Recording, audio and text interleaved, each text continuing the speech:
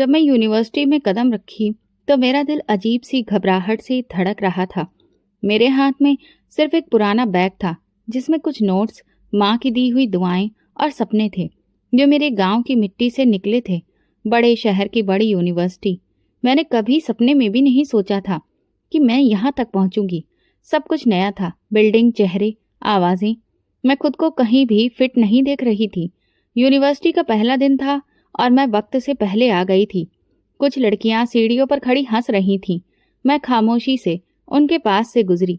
मेरे कपड़े साधारण थे, हल्के से प्रेस किए हुए सलवार कमीज, पुराने से जूते और दुपट्टे का पल्लू बार बार गिर रहा था। मेरी चाल में आत्मविश्वास की जगह सावधानी दिख रही थी। जैसे ही मैं एक क्लास में दाखिल हुई, आंखों का एक झुंड मेरी तरफ मुड़ा। वे नजरें जिनमें हैरत कम और दिलचस्पी ज्यादा थी।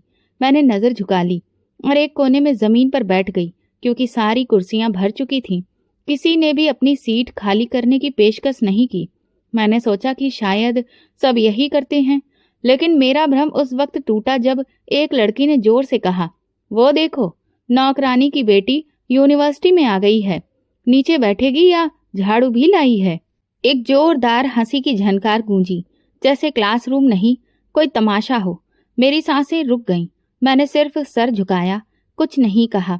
मेरी आंखों में नमी थी, पर मैं जानती थी इस वक्त अगर रो दी तो ये मेरी हार होगी, और उन सब लड़कियों के लिए भी जो आज भी दरवाजे के बाहर सपना लिए खड़ी हैं। एक और लड़की ने जोर से कहा, सानिया, देखो इसका बैग, शायद नाले के पास रखा था। बदबू आ रही है। मुझे लगा जैसे जमीन मुझे निगल ले, लेकिन नहीं, वही जमीन थी जो मेरी बुनियाद थी, जिस पर मैं पलकर बड़ी हुई थी।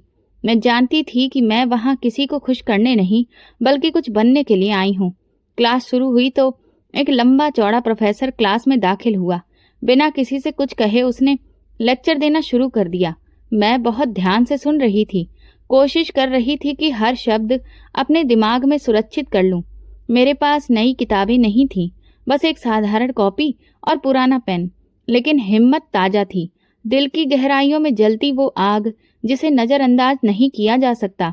लेक्चर खत्म होने के बाद सब अपने ग्रुप में गप्पे मारने लगे। मैं लाइब्रेरी की ओर बढ़ गई। लाइब्रेरी में दाखिल होते ही एक नौजवान लड़का किताबों को ठीक से रख रहा था। उसने मेरी तरफ देखा और मुस्कुराकर बोला, पहला दिन है, अगर कोई किताब चाहिए हो तो बता देना, मैं मदद कर दूंगा। मैंने बस सर हिलाया, ना कोई रुतबा झाड़ना और ना कोई एहसान दिखाना, बस एक साधारण सी बात। लेकिन उस बात में वो एहसास था जो आज तक मुझे किसी क्लासमेट से नहीं मिला। मैंने किताबें निकालकर कुछ नोट्स बनाए और वापस हॉस्टल के लिए निकल पड़ी। रास्ते में वही ग्रुप फिर मिला। एक लड़की बोली, अगली बार जल्दी आ जाना, वरना नीचे ही जगह मिलेगी। वैसे तुम्हारे जैसे लोगों की असली जगह नीचे ही होती है। मैंने इस बार भी कोई जवाब नहीं दिया, बस दिल में एक बात उतर गई, अब मैं जमीन पर बैठूंगी, लेकिन एक दिन यही लोग मेरी ऊंचाइयों को मानने पर मजबूर होंगे। उस रात मैंने माँ को फोन करके सिर्फ इतना कहा, माँ, यहाँ सब मुझे नीचा दिखाते हैं। माँ की आवाज आई, बेटी, नीचे देखने वालों को भगवान एक दिन ऊपर उठा देता है, सब्र करो। मैंने उस रात खुद से वादा किया, जो भी हो, किसी को ये एहसास नहीं होने दूंगी कि मैं टूट रही हूँ। यूनिवर्सिटी का पहला दिन गुजर चुका था, लेकिन उसका असर मेरे कदमों से चिपक कर रह गया था। अगले दिन मैं समय पर पहुंची और इस बार भी सबसे पीछे जमीन पर बैठने के लिए जगह ढूंढी।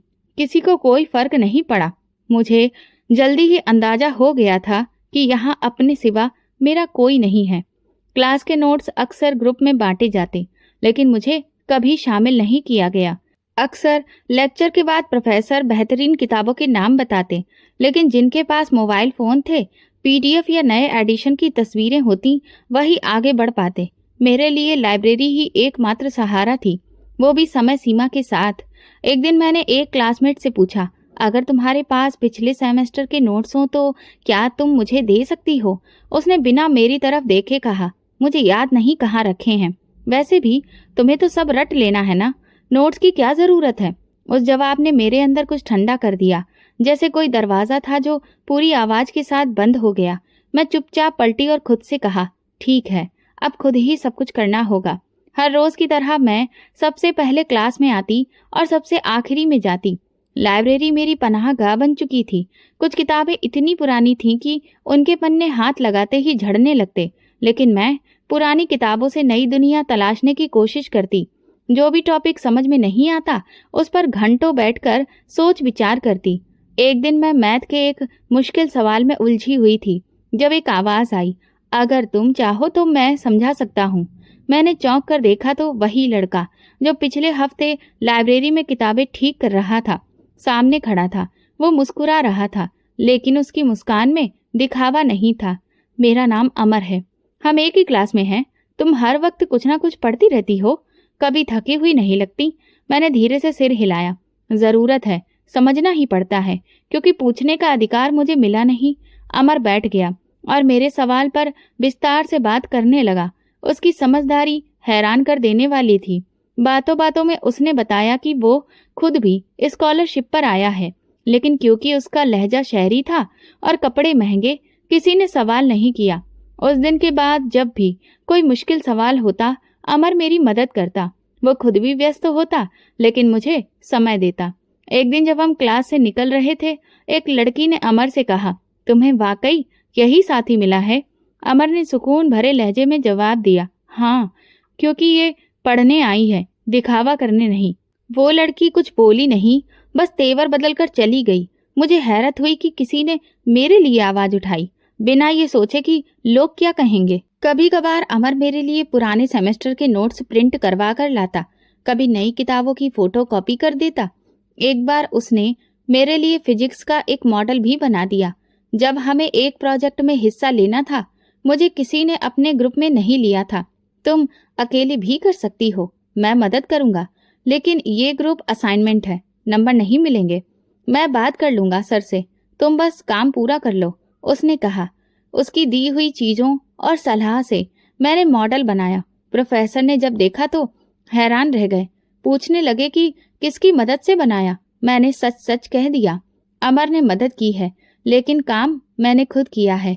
प्रोफेसर ने सिर हिलाया, कुछ भी नहीं कहा, लेकिन इस बार पहली बार ऐसा लगा जैसे उन्होंने मेरी मौजूदगी को महत्व दिया है। यूनिवर्सिटी में 2 हफ्ते गुजर चुके थे। मैं अभी तक एक भी किताब खरीदने के काबिल नहीं हो पाई थी। लाइब्रेरी में बुकिंग पहले आती थी और फिर इम्पोर्टेंट किताबें पहले ही दी जाती थी। एक दिन अमर ने कहा, ये मेरे पुराने सेमेस्टर के रेफरेंस नोट्स हैं, इन्हें तुम रख लो, मुझे अब इनकी जरूरत नहीं है। मैंने मना किया, नहीं, तुम्हें शायद बाद में जरूरत पड़े। नहीं, तुम्हें इस वक्त जरूरत है। इस वक्त का देखा, बाकी चीजें बाद में देखी जाएंगी। वो किताबें मेरे लिए किसी खजाने के जैसी थी। मैंने इम्पोर्टेंट जगहों पर निशान लगाए और कॉपी में खाका बनाकर तैयारी की। कुछ इम्पोर्टेंट टॉपिक पर अमर के साथ डिस्कशन किया। ये जीने का एक नया अंदाज था, जिसे किसी ने सिखाया नहीं, जिसे सिर्फ मौका दिया गया था। कभी मैं उसकी मदद से सवाल हल करती तो वो मुस्कुराकर कहता, देखा, अब तो मुझे पढ़ा सकती हो। हमारी बातचीत हमेशा पढ़ाई के आसपास ही घूमती रहती। हमने कभी भी फिजूल बातें नहीं की। उसने कभी मुझसे कोई पर्सनल सवाल भी नहीं किया। उसका व्यवहार भरोसे से भरा हुआ था। वो मेरी इज्जत करता था, जैसे मैं कोई कमजोर लड़की नहीं बल्कि एक काबिल इंसान हूँ। पूरे 4 साल मैंने यूनिवर्सिटी का हर लेक्चर, हर प्रेजेंटेशन जमीन पर बैठकर सुना। शुरू में ये मजबूरी थी, फिर आदत बन गई और आखिर में मेरी पहचान। शुरू के महीनों में मुझे ये लगा था कि शायद ये वक्त के साथ है, और जैसे जैसे वक्त आगे बढ़ा, लोग बदल जाएंगे, लोगों का व्यवहार नरम हो जाएगा, लेकिन कुछ भी नहीं बदला। चौथे सेमेस्टर में जब रिसर्च वर्क शुरू हुआ तो ग्रुप बने। सबने अपने दोस्तों के साथ ग्रुप बना लिया। मेरा नाम किसी भी लिस्ट में नहीं था। अमर मेरे पास आया। मैंने सर से बात कर ली है, हम दोनों अलग अलग ग्रुप में होंगे। मैंने पूछा, सर ऐतराज नहीं करेंगे? वो कहने लगा, अगर करेंगे भी तो क्या, 2 लोग हैं, काम तो पूरा होगा ना, और हम पूरा करके दिखाएंगे। रिसर्च के लिए हमें कई अलग अलग जगहों की विजिट करनी पड़ी। ऐसी जगहों पर लोग मेरे कपड़ों को देखकर सवालिया नजरों से देखते। अमर हमेशा बात को संभालता। एक दिन हमें एक ऑफिसर का इंटरव्यू लेना था। मैंने सवाल तैयार किए। जब हम पहुंचे तो उसने अमर से कहा, ये आपकी स्टाफ हैं? अमर ने संजीदगी से जवाब दिया, ये मेरी टीम लीड है और मैं इनका असिस्टेंट हूँ। इस जवाब पर वो शख्स चुप हो गया और पूरे इंटरव्यू में मेरी तरफ देखकर कायदे से वैल्यू देते हुए बात करता रहा। वापसी पर मैंने कहा, तुमने जरूरत से ज्यादा इज्जत दी। तो उसने मुस्कुराते हुए कहा, मैंने सिर्फ वही कहा जो तुम हो, बाकी लोग कम देखते हैं तुम्हें, तो पूरा देखना चाहिए ना। चौथे सेमेस्टर में एक परीक्षा में मेरे नंबर कम आए। मैंने प्रोफेसर से रिक्वेस्ट की कि मेरी कॉपी दोबारा चेक की जाए। उन्होंने कहा, वक्त गुजर गया है, अब कुछ भी नहीं हो सकता। अमर ने मेरी कॉपी देखी और कहा, ये तुम्हारी नहीं लगती, इसमें तो कई सारे जवाब गायब हैं। हम दोबारा प्रोफेसर के पास गए और इस बार अमर ने सबूत दिए, यहाँ तक कि पुराने असाइनमेंट से मेरा काम भी दिखाया गया। काफी देर बाद प्रोफेसर बोले, ठीक है, मैं दोबारा देख लेता हूँ। कुछ दिन बाद मेरे नंबर अपडेट हो चुके थे। किसी ने माफी नहीं मांगी, लेकिन मेरे काम को माना गया। ये अमर की लगातार कोशिश का नतीजा था। इन 4 सालों में यूनिवर्सिटी का माहौल कभी भी मेरे लिए आसान नहीं रहा। मौसम बदले, सब्जेक्ट बदले, लेकिन हालात वही रहे। मेरे लिए जमीन पर बैठना एक आदत बन गया था, और उनके लिए भी, जो समझते थे कि इज्जत सिर्फ कुर्सी पर बैठने से मिलती है। अमर कई बार कहता, तुम सिर्फ क्लास नहीं, पूरे सिस्टम को बदल रही हो। मैं हंस देती, मैं सिर्फ अपना रास्ता बना रही हूँ। अगर किसी को इससे हिम्मत मिलती है तो वो उसका नसीब है। ग्रेजुएशन के आखिरी दिन सब तस्वीरें खिंचवा रहे थे। मैंने अमर से कहा, क्या हमारे पास भी कोई यादगार तस्वीर नहीं होनी चाहिए? उसने कहा, होनी चाहिए, लेकिन जमीन पर। वही तुम्हारी असली पहचान है। हम दोनों ने एक तस्वीर ली। मैं जमीन पर बैठी थी और वो मेरे पास खड़ा था। वो तस्वीर बाद में मेरी जिंदगी की सबसे कीमती तस्वीर बनी। 4 साल बाद जब मैंने यूनिवर्सिटी के गेट से बाहर कदम रखा तो दिल में फख्र था, कोई शिकायत नहीं थी। मुझे पता था कि मैं जमीन की बेटी हूँ और इसी जमीन से मैंने अपनी पहचान बनाई है। यूनिवर्सिटी खत्म हुई तो ऐसा लगा जैसे कोई सफर पूरा हो गया हो, लेकिन जल्दी ही समझ आया, असली कहानी तो अब शुरू होनी है, जब सब अपने अपने करियर के रास्तों पर चल पड़े। कोई नौकरी की तरफ, कोई शादी की सलाह पर। मैंने उसी वक्त एक नई लड़ाई चुन ली, सिविल सर्विसेज की तैयारी। ये फैसला आसान नहीं था, मुकाबला बहुत कठिन था, मेहनत भारी थी और वक्त मेरे साथ नहीं था। लेकिन मेरे पास वो था जो बहुतों के पास नहीं होता, चट्टान जैसी हिम्मत और माँ का आशीर्वाद। अमर अब भी मेरे करीब था, जैसे वो समझ चुका हो कि मेरा अगला कदम क्या होगा। एक दिन मैंने अमर को फोन किया, मैंने सिविल सर्विसेज की तैयारी शुरू कर दी है, लेकिन सिलेबस बहुत विस्तारित है और किताबों के नाम तो मैंने पहली बार सुने हैं। अमर ने कहा, तुम परेशान मत हो, मेरे कुछ जानने वाले भी तैयारी कर रहे हैं। मैं उनसे नोट्स का बंदोबस्त कर दूंगा और जहाँ जहाँ जरूरत हो वहाँ मैं तुम्हें खुद भी पढ़ा दूंगा।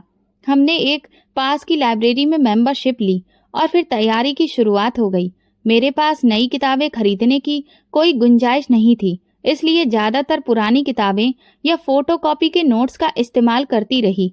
कई बार ऐसा भी होता कि किसी किताब का सिर्फ कोई जरूरी हिस्सा ही नोट्स में होता, और वो भी अक्सर ऐसा होता कि वो किसी और ने पहले ही ले लिया होता।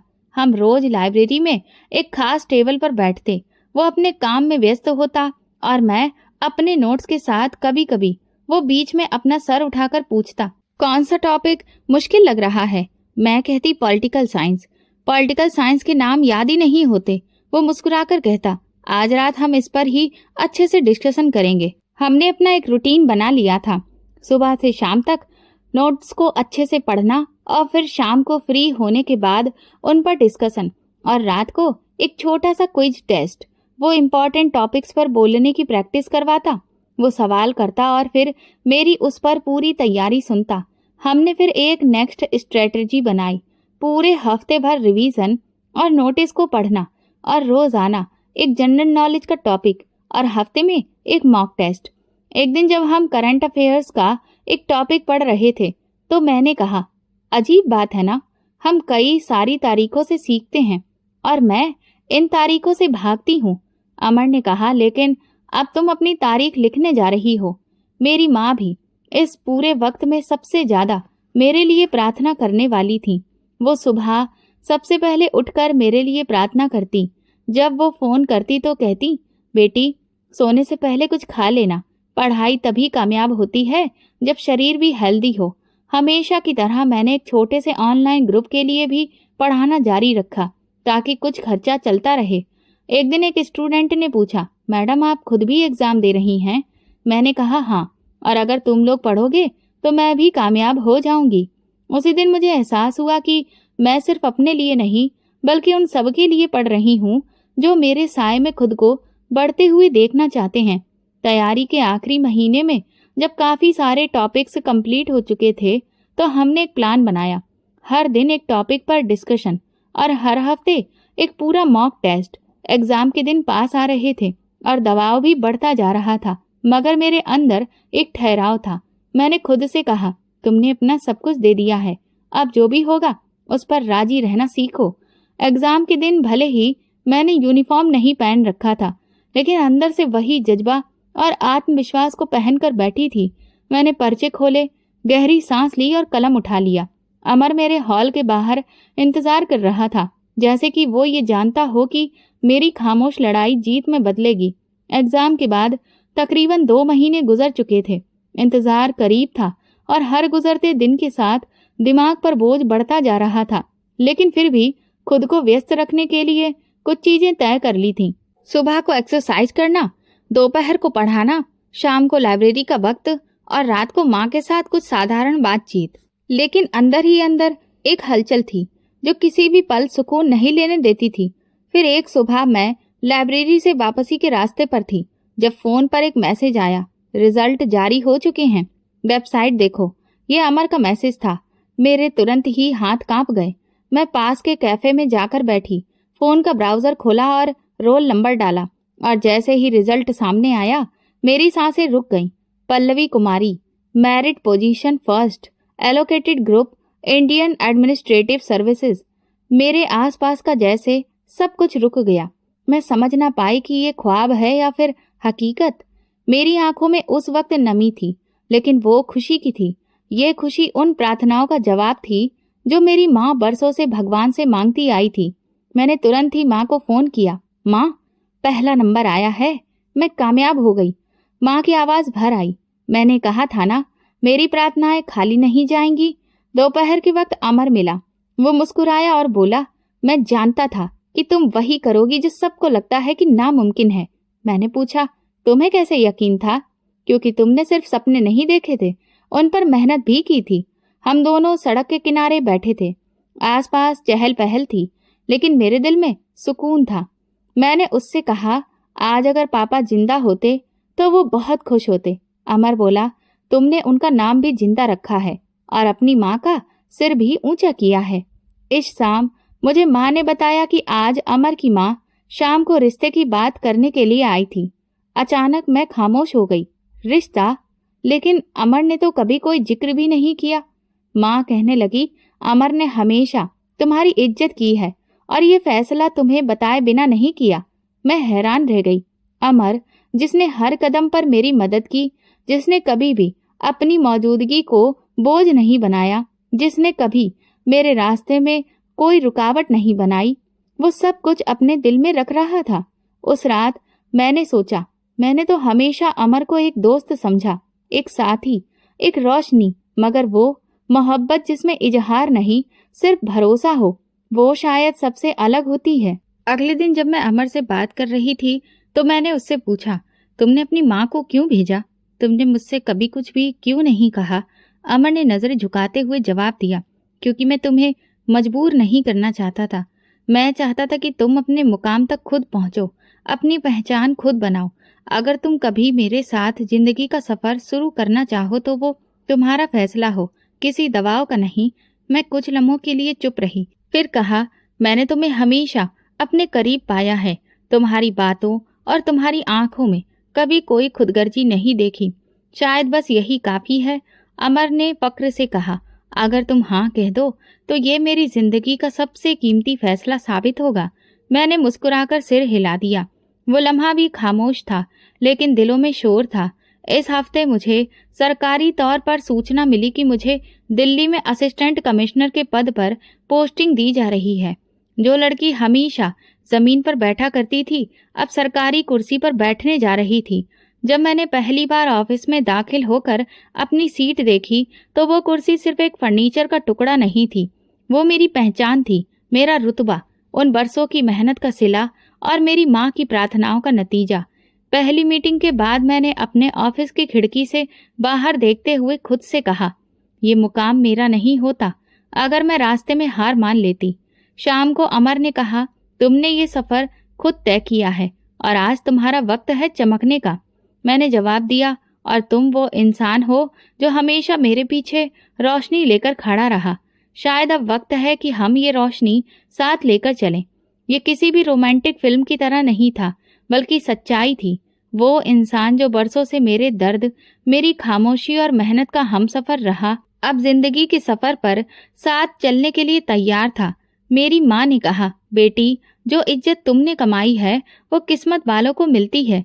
मैंने माँ का हाथ पकड़कर कहा, ये सब आपकी मेहनत, आशीर्वाद और अमर की खामोशी में छिपी मोहब्बत का इनाम है। बेशक मैं अब वो लड़की नहीं थी जो जमीन पर बैठकर सबकी नजरें सहती थी। अब मैं वो औरत थी जो अपनी हिम्मत, अपनी समझ और अपने सच्चे साथी के साथ जिंदगी को एक नए नजरिए से देख रही थी। और ये एक नई शुरुआत थी। जब माँ ने अमर के साथ मेरे रिश्ते पर खुशी से बात की तो मुझे कोई हैरानी नहीं हुई। उनकी आवाज में जो सुकून था वो बरसों की फिक्र और चिंताओं का अंत था। माँ ने कहा, बेटी, वो लड़का सिर्फ तुम्हें पसंद नहीं करता, वो तुम्हारी इज्जत करता है। ये बहुत बड़ी बात है। मैंने भी दिल ही दिल में एक खामोश हाँ कही। हम दोनों ने जिंदगी को नीचे से ऊपर तक पहुंचाने का सफर तय किया था। हमारे दुख, हमारे सपने, हमारी जिंदगी की कमियां सब एक जैसे थे, और अब शायद हमारा रास्ता भी एक था। अगले कुछ दिनों में व्यस्तता कुछ ज्यादा ही बढ़ गई। मोटिवेशनल सेशंस, ऑफिस के जरूरी कामकाज और साथ में शादी की बातचीत। मगर इन सब के बीच एक खास खबर ने मुझे चौंका दिया। मेरी यूनिवर्सिटी में टॉपर स्टूडेंट्स के लिए एक विशेष प्रोग्राम आयोजित किया जा रहा था और मुझे वहां पर चीफ गेस्ट के तौर पर इनवाइट किया गया था। जब इनविटेशन कार्ड मेरे हाथ में आया तो कुछ लम्हों तक मैंने सिर्फ उस कागज को देखा। वही यूनिवर्सिटी, वही बिल्डिंग, वही लोग जिनके सामने मैं अक्सर जमीन पर बैठती थी और जिन्होंने मेरी मौजूदगी को गैर जरूरी समझा था, आज मुझे स्टेज पर बुलाने वाले थे। ये एक साधारण सा संदेश था, लेकिन उसके अंदर एक पूरी तारीख कैद थी।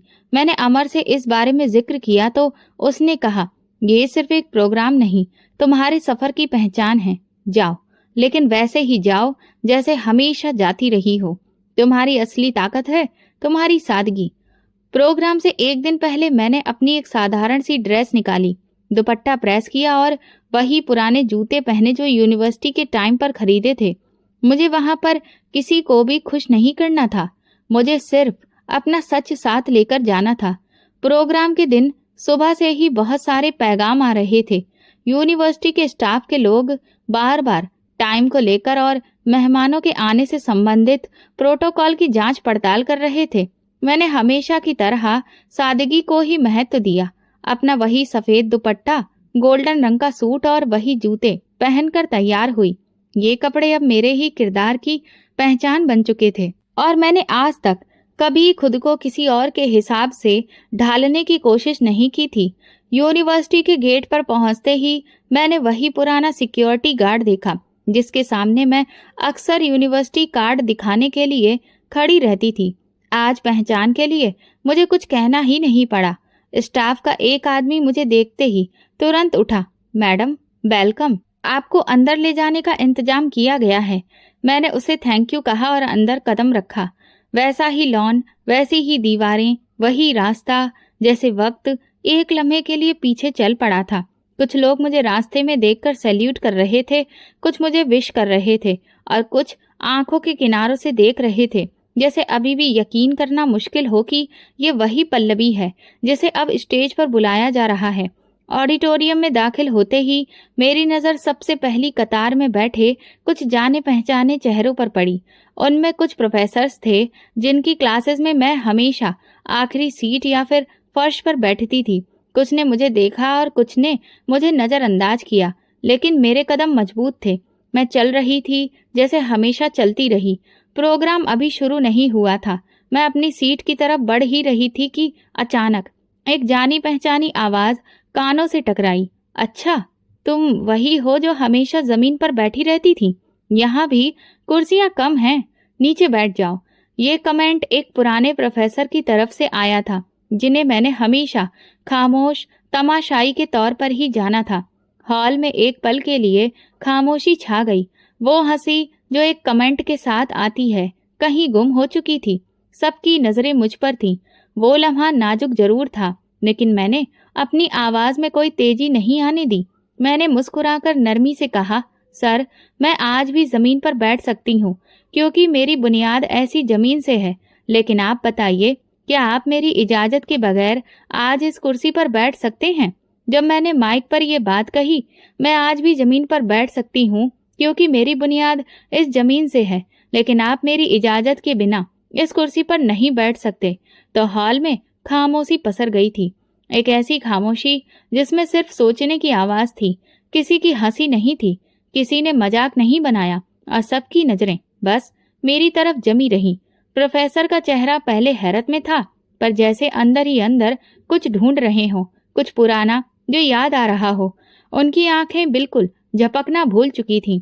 शायद उन्हें अपनी बात के वजन का अंदाजा ही नहीं था, और शायद उन्हें ये ख्वाबों ख्यालों में भी एहसास नहीं था कि जवाब इतना सीधा और मजबूत होगा।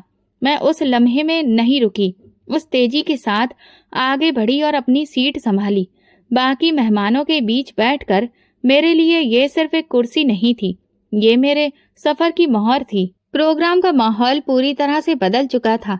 मेजबान ने अपने अंदाज में मेरी कामयाबी की सराहना की, पर असली बात तो पहले ही हो चुकी थी।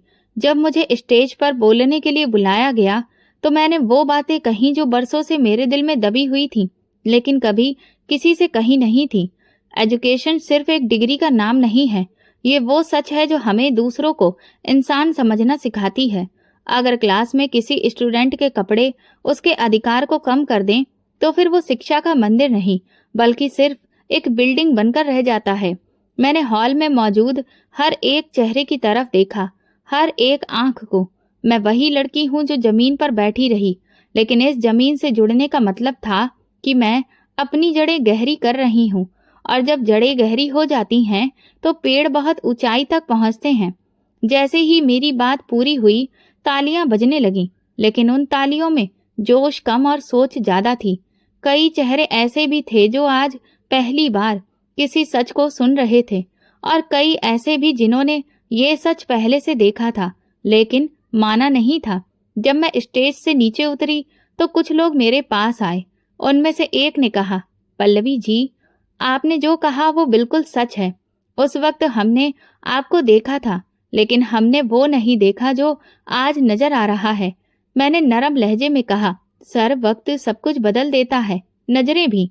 एक और टीचर ने कहा, जो उस वक्त मुझे जमीन पर बैठे देखकर खामोशी से गुजर जाया करते थे, आपकी हर बात ने हमें आईना दिखा दिया है। शायद अब वक्त है कि हम भी अपने व्यवहार को परखें और उसे बदलें। प्रोग्राम के बाद यूनिवर्सिटी के नए मैनेजमेंट ने मुझे ऑफर दिया। हम चाहते हैं कि आप हमारे नए मेंबरशिप प्रोग्राम का हिस्सा बने। आप जैसी शख्सियत हमारे लिए गर्व की बात है। मैंने जवाब दिया, ठीक है, मैं जरूर बनूंगी, लेकिन तब जब ये नियम बनाया जाए कि अगली कोई भी पल्लवी जमीन पर ना बैठे, बल्कि उसकी काबिलियत उसे खुद जगह दिलाए। जब मेरी बात पूरी हुई तो वाइस चांसलर ने स्टेज पर कदम रखा।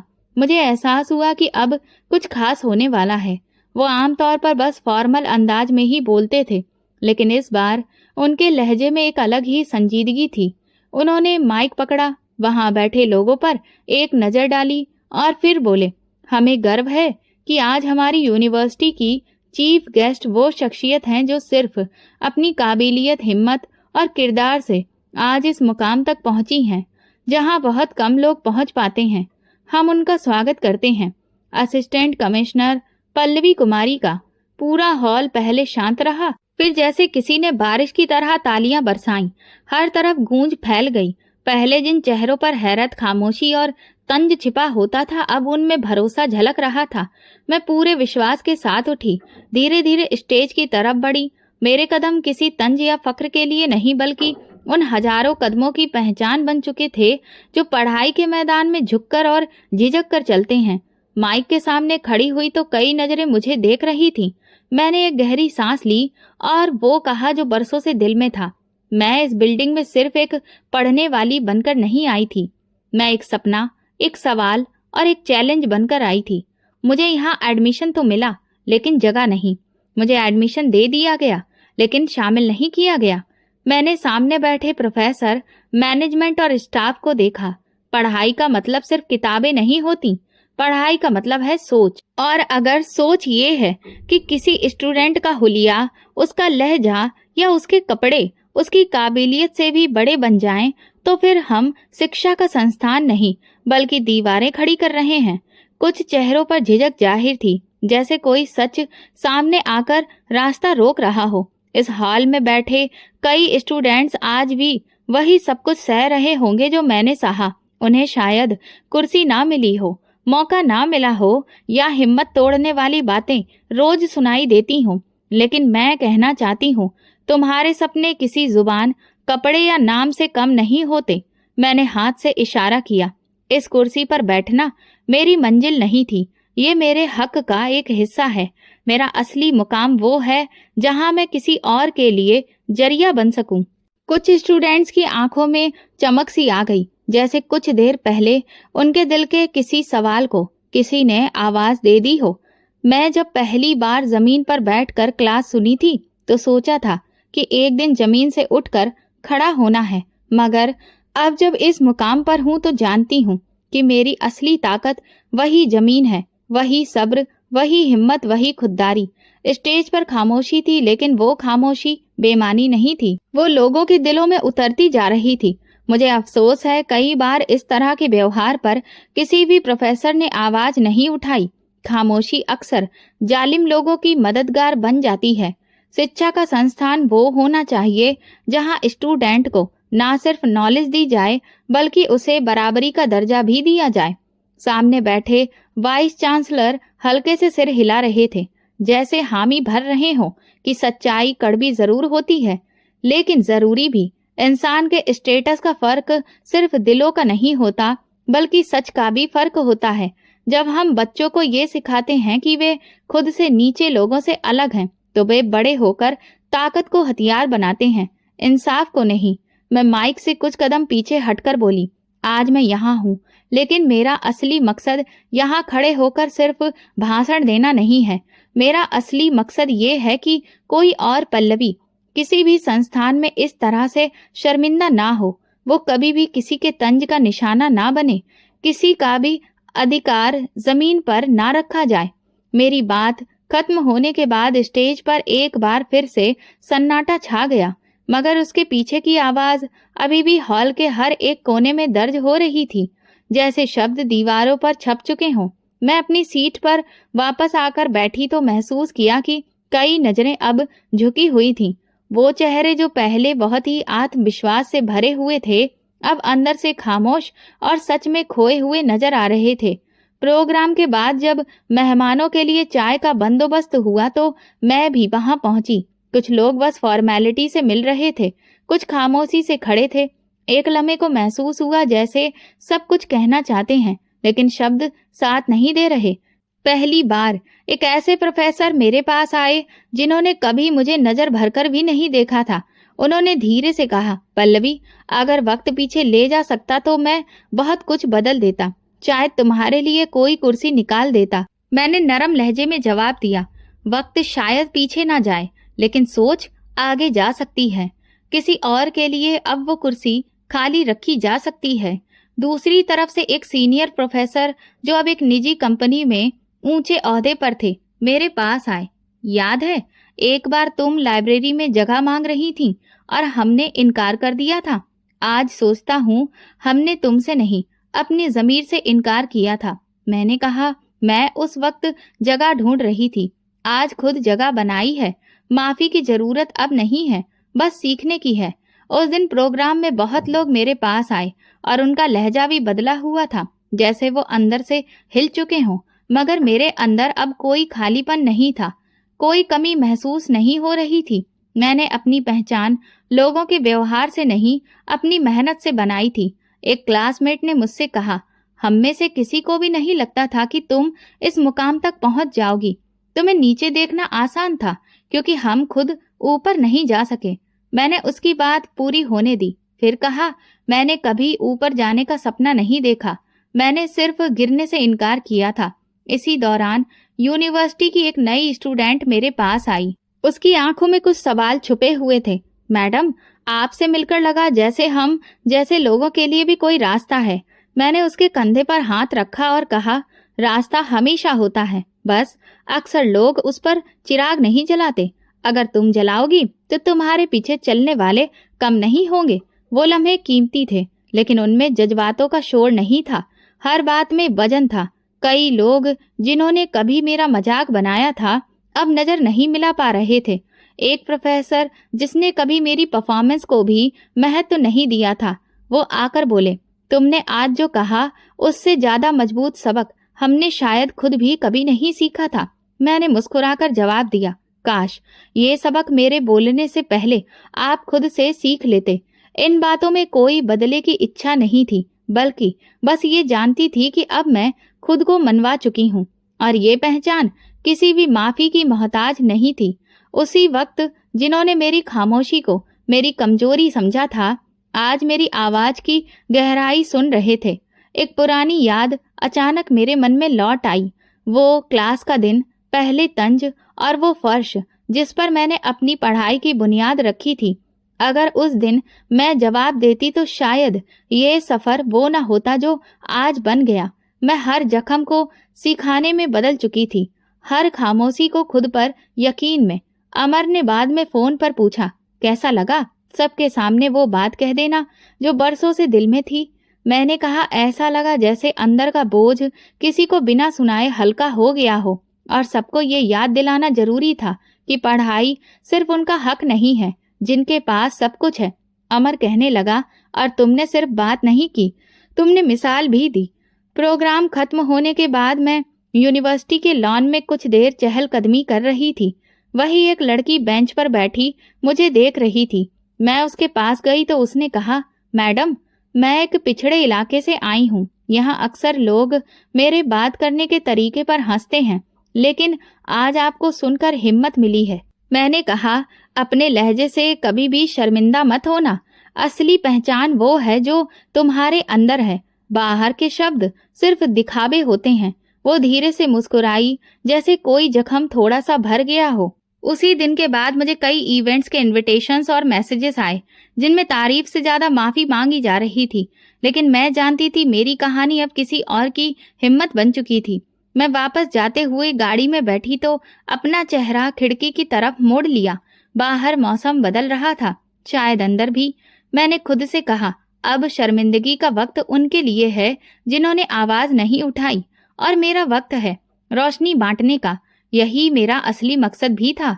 यूनिवर्सिटी के प्रोग्राम के बाद जब मैंने ऑफिस की दहलीज पार की तो दिल में एक अजीब सा सुकून था।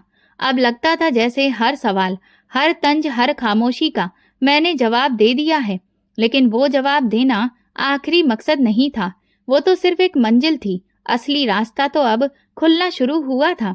मेरे पहले ट्रांसफर के बाद एक छोटे से जिले में बतौर असिस्टेंट कमिश्नर मेरी पोस्टिंग हुई। वहां पहुंचकर मैं ऑफिस के दरवाजे पर रुकी। वही सादा सा नाम पढ़ा, पल्लवी कुमारी, असिस्टेंट कमिश्नर, और फिर दरवाजा खोलकर अंदर दाखिल हुई।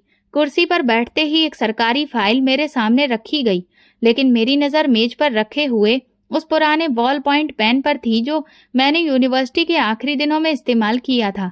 मैंने उसे हमेशा अपने साथ रखा था, इस कहानी के लिए कि मैं कहाँ से आई हूँ। जिले के पहले दिन मैंने सभी सरकारी स्कूलों की लिस्ट मंगवाई, फिर एक एक करके विजिट शुरू किया। जहाँ पर बिल्डिंग खस्ता हाल थी वहाँ दोबारा कंस्ट्रक्शन की बात की, जहाँ सुविधाओं की कमी थी वहाँ सुविधाएं मुहैया करवाने की कोशिश की। लेकिन एक ऐसा स्कूल भी था जो इस इलाके के बिल्कुल किनारे पर था। वहाँ गई तो देखा कुछ बच्चियां मिट्टी पर बैठकर पढ़ रही थीं। मैं क्लासरूम के अंदर दाखिल हुई तो एक छोटी सी बच्ची ने सर उठाकर कहा, आप मैडम हैं? आपके कपड़े तो हमारी टीचर जैसे नहीं हैं। मैं हंसने लगी। मैं वही मैडम हूँ जो कभी तुम्हारी तरह जमीन पर बैठी थी। बच्ची ने हैरत से पूछा, फिर आप अब मैडम कैसे बन गईं? पढ़कर, मेहनत करके और हार ना मानकर। उसके बाद मैंने उस स्कूल के लिए पंखे, दरी और नई कुर्सियों की मंजूरी दी। लेकिन असली बदलाव तो मैंने एक प्रोग्राम से शुरू किया, हम सब बराबर हैं। इसके तहत मैंने जिले के सभी स्कूलों में लेक्चर देने का फैसला किया, ताकि बच्चों को सिखाया जा सके कि सपनों का रिश्ता जमीन से नहीं, हिम्मत से होता है। इसी दौरान मुझे एक यूनिवर्सिटी से इनविटेशन आया, नौजवानों की नई रोल मॉडल के रूप में बातचीत के लिए। मैं वहां पहुंची। फिर एक स्टूडेंट ने सवाल किया, जो लोग आपको नजरअंदाज करते थे तो उस वक्त खुद को कैसे संभाला? मैंने जवाब दिया, मैं खुद को नहीं, अपनी माँ के आशीर्वाद को संभालती थी। वही दुआ मुझे कभी टूटने नहीं देती थी। उस प्रोग्राम के बाद बहुत से स्टूडेंट्स ने मुझसे बात की, कुछ ने मदद मांगी और कई ने बताया कि वो पहली बार किसी सरकारी अफसर को इतना करीब महसूस कर रहे हैं। मैंने उन सबसे एक ही बात कही, मेरी कामयाबी सिर्फ मेरी नहीं, उन सब की है जो मेरे जैसे थे या मेरे बाद आएंगे। अमर अब मेरी सोच का हम सफर था। उसने अपनी एक छोटी सी सोशल एंटरप्राइजेस बनाई थी, जो बच्चों के लिए शिक्षा के मुफ्त सेशन करवाता था। हम दोनों ने मिलकर कई एजुकेशन कैंपस की शुरुआत की। मैं नीति निर्माण के तहत पर काम करती और वो फील्ड में। एक शाम जब मैं ऑफिस से वापस आ रही थी तो रास्ते में गांव के चौराहे पर कुछ नौजवानों को बैठे देखा। उनमें से एक ने मुझे देखकर कहा, मैडम आप टीवी पर भी आई थी ना? मैंने मुस्कुराते हुए कहा, हाँ, लेकिन वो तो सिर्फ कैमरा था, असली काम तो यहाँ होता है। दूसरा बोला, हमने सुना था कि बड़े लोग करीब नहीं आते, लेकिन आप तो रोज यहाँ आती हैं। मैंने जवाब दिया, बड़े वो नहीं होते जो दूर खड़े हों, बड़े वो होते हैं जो तुम्हें तुम्हारी कीमत समझाएं। उन नौजवानों में से एक जो कभी स्कूल के बाहर काम करता था, अब हमारे स्कॉलरशिप प्रोग्राम का हिस्सा था। उसने बाद में एक ईमेल में लिखा, मैडम आपकी वजह से मैं किताबों को बोझ नहीं, ताकत समझना शुरू कर दिया है। ये वही पल थे जिनके लिए मैंने बरसों जमीन पर बैठकर क्लासेस की थी, दिन रात जाकर पढ़ाई की थी और हर तंज, हर चुप्पी को सहा था। मेरी माँ अभी भी भगवान से रोज मेरे लिए प्रार्थना करती थी। वो अक्सर कहती, बेटी अब तुम दूसरों के लिए दुआ बन चुकी हो। और मैं सोचती हूँ शायद इसी का नाम रोशनी है, जो खुद जले ताकि दूसरों का रास्ता रोशन कर सके। आखिरी दिनों में जब एक एजुकेशन कॉन्फ्रेंस में मुझे best role model for education का खिताब दिया गया तो मैंने माइक पर सिर्फ एक बात कही, मैं वो रोशनी नहीं बनना चाहती, मैं वो आग बनना चाहती हूँ जो कभी बुझाई न जाए। जब प्रोग्राम खत्म हुआ तो एक छोटा सा बच्चा पास आकर बोला, मैडम क्या मैं भी एक दिन आपकी तरह बन सकता हूँ? मैंने उसका हाथ पकड़कर कहा, तुम मुझसे भी आगे जा सकते हो अगर तुम खुद को कभी कम ना समझो। वो पल मेरे लिए एक सफर की शुरुआत थी। मैं जान चुकी थी कि मेरा असली मुकाम सिर्फ वो कुर्सी या पद नहीं है। मेरा असली मुकाम उन दिलों में है जहां उम्मीदें जगह बना रही हैं। मेरी जिंदगी का एक पन्ना पूरा हो चुका था, लेकिन कहानी अभी बाकी थी और जब तक ये आग जलती रहेगी, रास्ते रोशन होते रहेंगे। मैं आसमान की तरफ देखने लगी। हल्की सी हवा चल रही थी। मैं मुस्कुराई, साधारण तरीके से लेकिन पूरे विश्वास के साथ, क्योंकि ये अंत नहीं था बल्कि एक नई शुरुआत थी। तो दोस्तों, अगर आपको हमारी कहानी पसंद आई हो तो कमेंट करके जरूर बताएं, वीडियो को लाइक करें और ज्यादा से ज्यादा शेयर करें। अगर आप चैनल पर नए हैं तो सब्सक्राइब जरूर करें और नोटिफिकेशन बेल को दबाएं ताकि अगली अपडेट सबसे पहले आपको मिले। धन्यवाद।